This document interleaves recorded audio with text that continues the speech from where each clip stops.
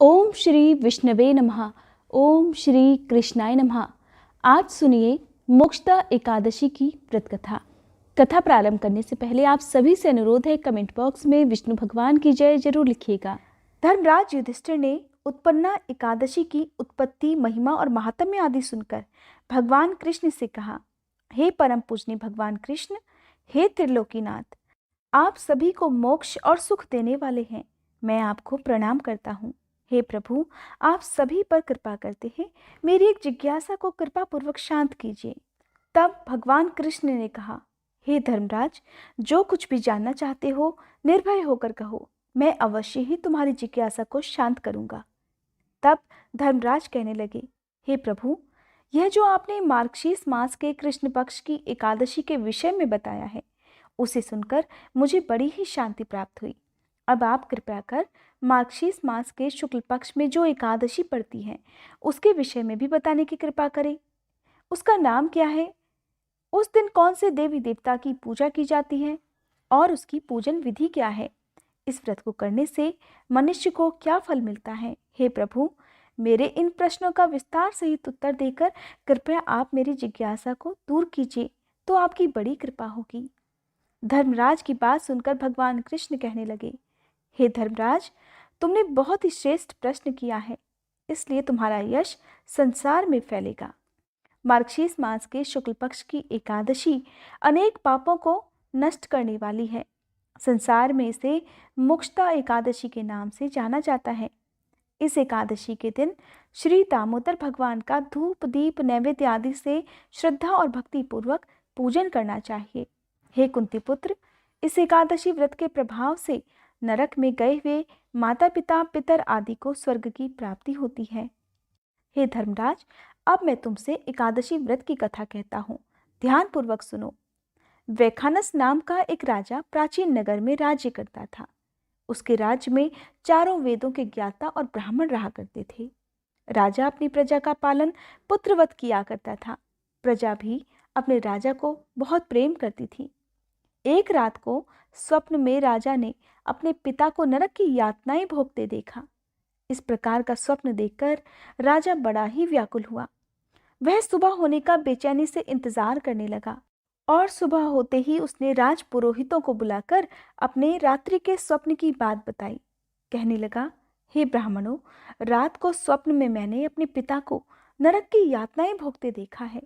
उन्होंने मुझसे कहा है कि हे पुत्र, मैं घोर नरक भोग रहा हूँ, मेरी यहाँ से मुक्ति कराओ। हे राज पुरोहित जी, जब से मैंने अपने पिता के यह वचन सुने हैं, तब से मुझे चैन नहीं है। अब मुझे राज सुख ऐश्वर्य हाथी घोड़े धन स्त्री पुत्र आदि कुछ भी सुखदायक प्रतीत नहीं हो रहे हैं। हे राजपुरोहित जी, अब मैं क्या करूं, कहाँ जाऊं? इस दुख के कारण मेरा शरीर तप रहा है।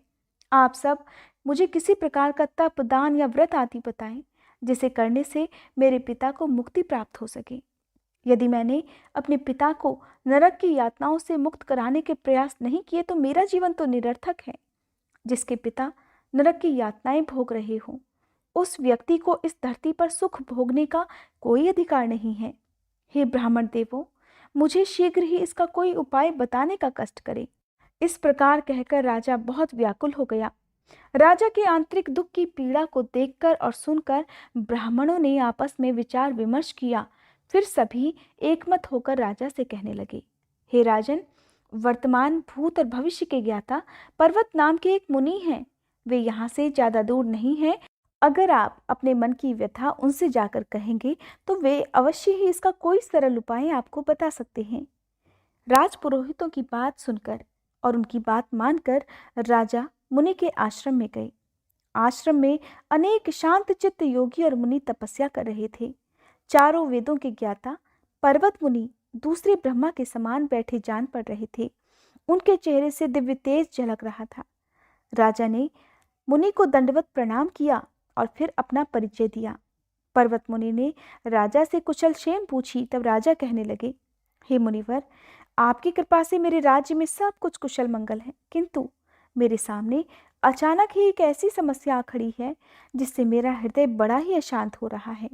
और तब राजा ने बड़े ही दुखी मन से रात को देखे गए स्वप्न की पूरी बात पर्वत मुनि को बता दी और फिर दुखी स्वर में कहने लगे, हे महर्षि, अब आप कृपया कर मेरा मार्गदर्शन कीजिए कि ऐसे में मुझे क्या उपाय करना चाहिए। कैसे मैं अपने पिता को नरक की यातना से मुक्ति दिला सकता हूँ। हे मुनिवर, जब से रात को मैंने अपने पिता के बारे में ऐसा स्वप्न देखा है, तब से मुझे एक क्षण को भी चैन नहीं है। कृपया कर मुझे इस कष्ट से मुक्ति दिलाइए और कोई समाधान भी बताइए। तब राजा की बात पर्वत मुनि ने बड़ी गंभीरता पूर्वक सुनी। फिर अपनी आंखें बंद कर भूत और भविष्य पर विचार करने लगे। कुछ पलों तक ध्यान और चिंतन करने के बाद उन्होंने कहा, हे राजन, मैंने अपने योग बल के द्वारा तुम्हारे पिता के सभी कुकर्मों का ज्ञान प्राप्त कर लिया है और मैं जान चुका हूँ कि आज वो किस प्रकार और क्यों नरक भोग रहे हैं। दरअसल उन्होंने अपने पूर्व जन्म में अपनी पत्नियों में भेदभाव किया था। अपनी बड़ी रानी के कहने में आकर उन्होंने अपनी दूसरी पत्नी को ऋतुदान मांगने पर नहीं दिया। उसी पाप के कर्म के कारण तुम्हारे पिता नरक में गए हैं। यह जानकर वैखानस राजा ने याचना भरे स्वर में कहा, हे ऋषिवर, मेरे पिता के उद्धार का कोई तो उपाय होगा। कृपया आप मुझे उस उपाय को बताने की कृपा करें कि किस प्रकार मेरे पिता इस पाप से मुक्त हो सकेंगे। तब पर्वत मुनि कहने लगे, हे राजन, मार्गशीर्ष मास के शुक्ल पक्ष में जो एकादशी होती है उसे मोक्षदा एकादशी कहते हैं और यह मोक्ष प्रदान करने वाली होती है। आप इस मोक्षदा एकादशी का व्रत श्रद्धा और निष्ठा के साथ करें और उस व्रत के पुण्य को संकल्प करके अपने पिता को अर्पित कर दें। एकादशी व्रत के पुण्य से आपके पिता को अवश्य ही नरक से मुक्ति मिल जाएगी। पर्वत मुनि के ऐसे वचनों को सुनकर राजा ने उन्हें धन्यवाद किया। उन्हें प्रणाम कर राजा अपने राज्य को लौट आया और परिवार सहित मोक्षदा एकादशी का विधि पूर्वक व्रत किया। इस व्रत के पुण्य को राजा ने अपने पिता को अर्पित कर दिया और फिर इस व्रत के प्रभाव से राजा के पिता को सहज ही मुक्ति मिल गई। स्वर्ग को प्रस्थान करते हुए राजा के पिता ने कहा, हे पुत्र, तेरा कल्याण हो।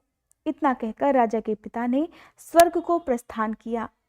इसलिए हे धर्मराज, जो मनुष्य मार्गशीर्ष मास के शुक्ल पक्ष की एकादशी का उपवास करते हैं, उनके सभी पाप, सभी कष्ट, सभी दुख दूर हो जाते हैं और अंत में वे स्वर्ग लोक को प्राप्त होते हैं। इस उपवास से उत्तम और मोक्ष प्रदान करने वाला कोई भी दूसरा व्रत नहीं। इस कथा को सुनने और पढ़ने से ही अनंत फल की प्राप्ति हो जाती है और यह व्रत मोक्ष प्रदान करने वाला चिंतामणि के समान है, जिससे उपवास करने वाले की सभी मनोकामनाएं शीघ्र पूर्ण हो जाती हैं। हे धर्मराज, प्रत्येक मनुष्य की प्रबल इच्छा होती है कि वो अंत समय में मोक्ष प्राप्त करे। मोक्ष की इच्छा करने वाले भक्तों के लिए मोक्षदा एकादशी का यह दिन अति महत्वपूर्ण होता है। इसलिए मोक्षदा एकादशी के दिन भक्ति भाव और विश्वास के साथ भगवान श्री हरि की पूजा अर्चना करनी चाहिए। यह माता पिता के प्रति भक्ति और दूसरों के लिए पुण्य अर्पित करने की श्रेष्ठ और पवित्र कथा है। मोक्षदा एकादशी का दिन केवल मनुष्यों का नहीं बल्कि उनके पितरों का भी भला करता है। अपने किसी सगे संबंधी, मित्र, बंधु को भी इस उपवास का फल अर्पण करने से उनके भी पापों और क्लेशों का नाश हो जाता है। सभी प्रेम से बोलिए, विष्णु भगवान की जय।